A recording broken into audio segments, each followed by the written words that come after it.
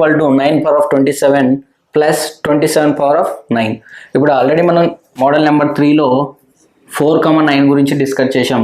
4,9 ఆ రెండిట్లో పవర్ ఆఫ్లో ఏమున్నా కూడా అది సరి సంఖ్యనా బేసి సంఖ్యనా మొదటిగా చెక్ చేయాలి. ఇచ్చిన క్వశ్చన్ ఏంటి, ఇప్పుడు పైన ఉన్న పవర్లో సరినా బేసినా అనేది చెక్ చేస్తే ఇది వచ్చేసి బేసి సంఖ్య. అంటే బేసి సంఖ్య ఎక్కడి నుంచి స్టార్ట్ అవుతుంది, 1 నుంచి స్టార్ట్ అవుతుంది కాబట్టి పవర్లో 1 తీసుకుంటే సరిపోద్ది. 9 power of 1 ఎంత అనేది అది అలానే తీసుకుందాం. నెక్స్ట్ 7 ఉంది, చివరిలో 7 ఉంది. 7 power ఆఫ్లో సంథింగ్ ఏదైనా ఉంది. పవర్లో 9 ఉంటే 9 ఎంతతో డివిజన్ చేయాలి, 4తో డివిజన్ చేయాలి.